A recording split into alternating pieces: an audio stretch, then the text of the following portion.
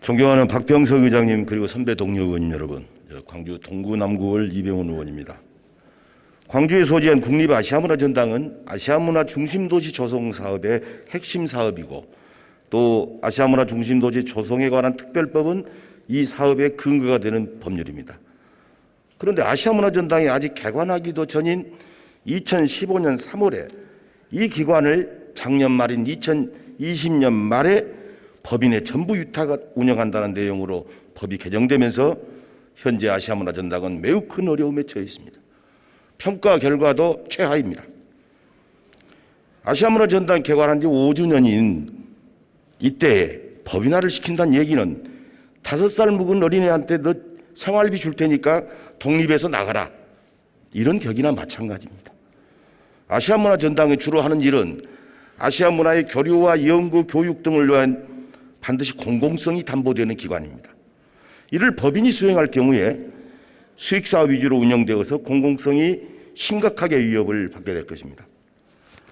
또한 당초에 국가소속기관으로 운영되어야 함에도 불구하고 그동안에는 정부와 법인이 동일한 운영 목적을 가지고 이원적 체계를 유지함으로써 조직 간의 갈등, 운영체계, 많은 어려움이 있었습니다.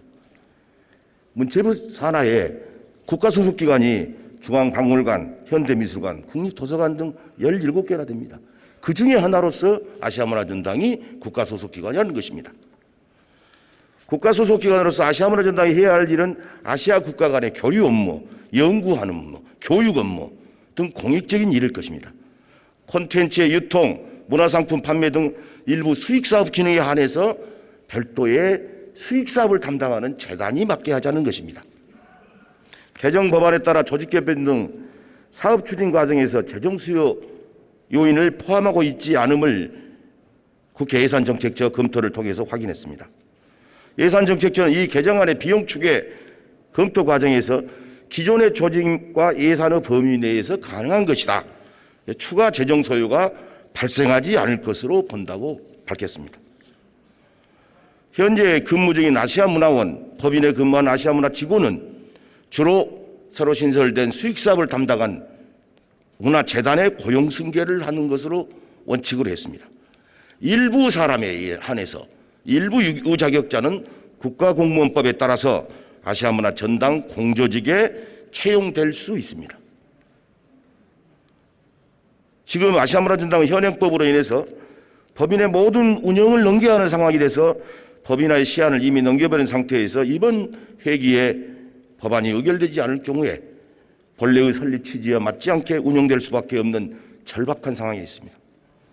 이에 본의원은 국내 최대의 문화 복합기관으로서 아시아문화전당이 공공성을 담보하고 세계적인 문화기관으로 성장할 수 있도록 이 법안의 시급한 처리가 필요하다고 봅니다. 본 법안은 참으로 어려운 우여곡절을 겪었습니다. 우리 최영두 의원님이 저런 말씀을 해주셨습니다마는 그동안에 문체위 법안 소위를 2차례에서 했었고 상임위 전체회의를 3번 했습니다. 단일 법안을 가지고. 결국은 여야가 합의를 보지 못하다 보니까 표결 처리를 할 수밖에 없는 상황에서 법사위에 넘겼던 것입니다. 어제 오늘 계속된 법사위에서 여야 합의 과정에서 문제가 되는 조항, 부칙조항 3항은 삭제했습니다. 지금 우려하시는 부분은 아예 근거를 삭제했습니다. 아시아문화전당이 비록 광주 지역에 건립되어 있지만 광주 것이 아닌 우리 대한민국의 것이고 아시아를 향해서 열린 플랫폼입니다. 아시아문화전당은 문화를 통해서 국부를 실현하고 아시아 국가들과의 유대 협력, 동반 성장을 이룩하자는 취지의 국가적 사업이라는 점을 감안하시어 이 법안이 오늘 반드시 개정될 수 있도록 도와주실 것을 간절히 부탁드립니다. 감사합니다.